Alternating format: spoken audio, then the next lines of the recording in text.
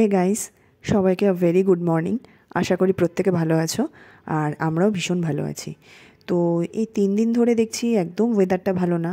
সকালবেলা জানলা খুলতেই মনটা খারাপ হয়ে যায়, কারণ যতই হোক না কেন একটু রোদ না উঠলে একদম ভালো লাগে না মনটা। যাই হোক, মিকাজ সকাল 7টায় ঘুম থেকে উঠে গেছে, আর উঠেই দিয়ানের সাথে খেলতে বসে গেছে। কি করছো? ম্যাপুসি দেখছো? ম্যাপুসি কি করছে? ম্যাপুসি ম্যাও ম্যাও করছে।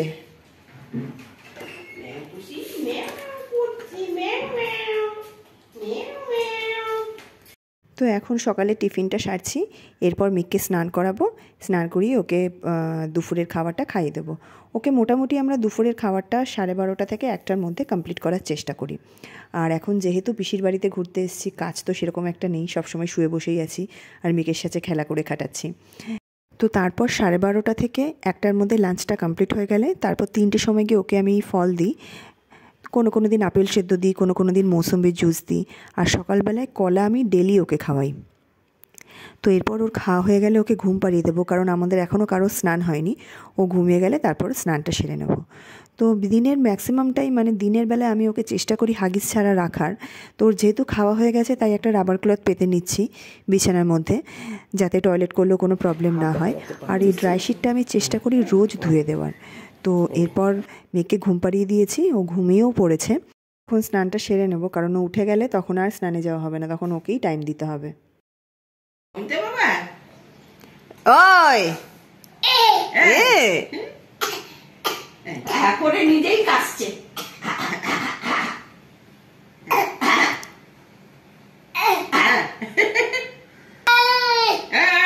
এটা রাগ দেখানো।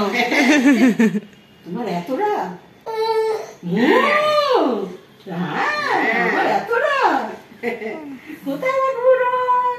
কোথায় রাখবে রাগ? তো স্নান হয়ে গেছে আমাদের, এসে দেখি উঠে গেছে। তো মা ছিল ওর সাথে তখন, আর তারপরেই পিসি দিয়ার সাথে খেলা শুরু হয়েছে। আর এখন এমন হয়েছে এক খেলা ওর একদম পছন্দ না, ওকে রোজ ঘুরিয়ে ফিরিয়ে খেলনা দিতে হবে, তবে গিয়েও শান্তভাবে খেলবে। আর নইলে একবার এদিক একবার ওদিক করছে, আর নইলে ওকে কোলে করে ঘোরাতে হবে। তো সব সময় তো আমাদের কোলে করে ঘোরানো হয় না, এখন নয় পিসির বাড়িতে আছি বলে কোলে ঘোরাচ্ছি, বাড়িতে তো কাজও থাকে। আর এবার ইচ্ছা আছে সরস্বতী পুজোর দিন মিককে নিয়ে একটু বিকেলবেলা বেরিয়ে ঠাকুর দেখিয়ে নিয়ে আসবো। আর সামনের বছর তো হাতে খড়ি দেবে। তো যাই হোক, এখন লাঞ্চটা সারবো। পিসি নিচে ডাকছে আমাদের সবাইকে লাঞ্চ করার জন্য। তো আজ এখানে রান্না হয়েছে বোয়াল মাছের ঝোল, সাথে মোচা, টমেটো পোড়া আর শাক। তো এই জাস্ট লাঞ্চ করে উঠলাম, আমার খাওয়া হয়ে গেছে, আর মা এখন খেতে গেছে। আর মিক এদিকে সবে ঘুমালো, দুপুর থেকে আজকে দুষ্টামি করে যাচ্ছে, একদম চোখে ঘুম নেই। আর এখানে এসে দুষ্টুমিটা বেড়েছে।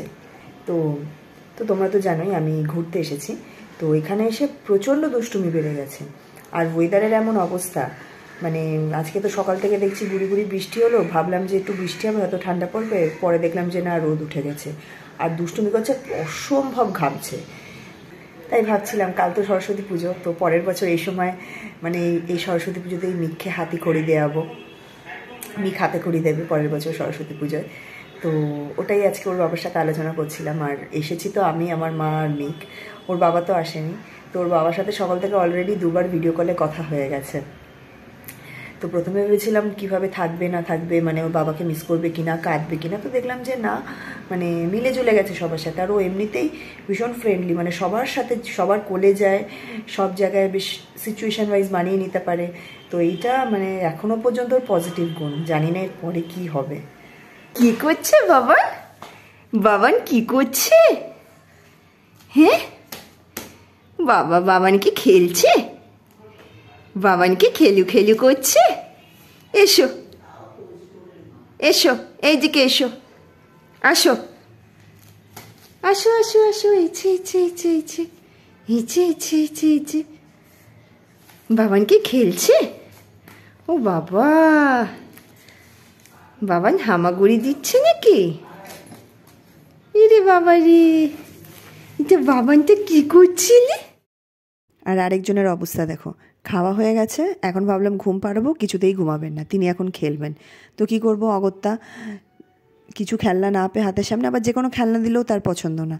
তো টিভির রিমোট ছিল সামনে, টিভির রিমোট দিয়ে চুপচাপ বসিয়ে রেখেছি। তো শুয়ে বেশ খেলছে। তো যাই হোক, আজকের ভিডিওটা এখানেই শেষ করছি। দেখা হবে অন্য আরেকটা ভিডিওতে। আর ভিডিওটা ভালো লাগলে প্লিজ চ্যানেলটাকে সাবস্ক্রাইব করো, আর একটা লাইক আর কমেন্ট করো, আর আমার পাশে থেকো তোমরা সবাই। টাটা, দেখা হচ্ছে পরের দিন।